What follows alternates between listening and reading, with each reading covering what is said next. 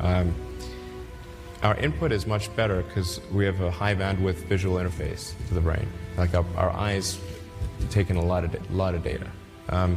So there's many orders of magnitude difference between input and output.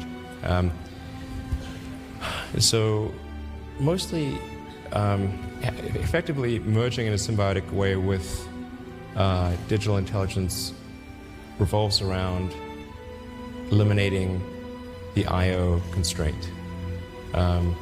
So it'd be some sort of direct cortical interface. And you called it a neural lace? Neural lace, yeah. It's totally not Google Glass, right? No, I'm talking about something but it's which... like you wear it? Or No, I mean, it would be... I mean, there are a few ways to approach this, but some sort of interface directly with your cortical neurons particularly.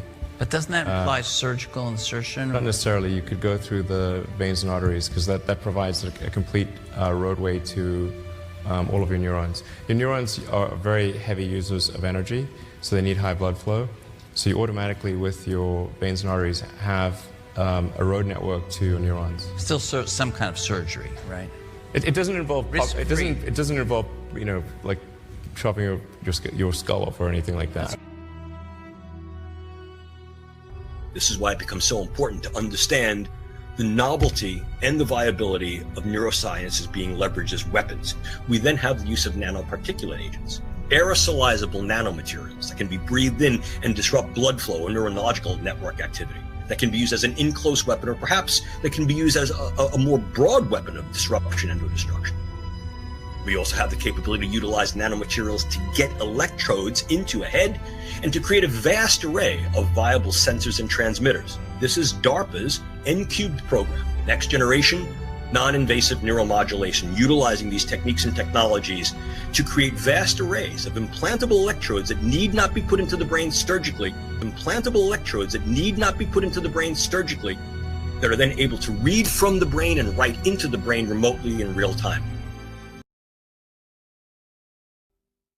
I mean, I sometimes describe this technology revolution as the 21st century equivalent of the 19th century industrial revolution, maybe more so.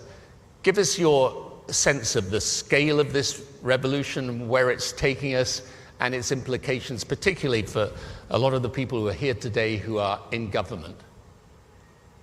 Well, about 18 months ago, when we began to fully grasp what the people at OpenAI, ChatGPT had achieved, a level of artificial intelligence that would actually advance human thinking.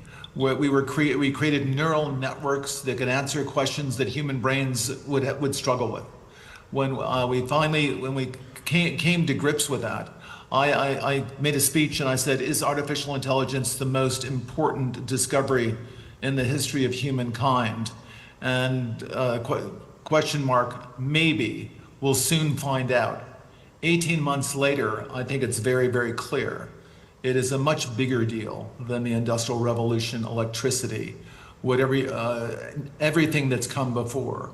We will soon have not only artificial intelligence, but much sooner than anticipated, artificial general intelligence, and not in too distant future, artificial superintelligence. We'll have digital God, so ask digital God at that point. What is artificial and superintelligence? There are entities that are not necessarily going to be aligned with what we want.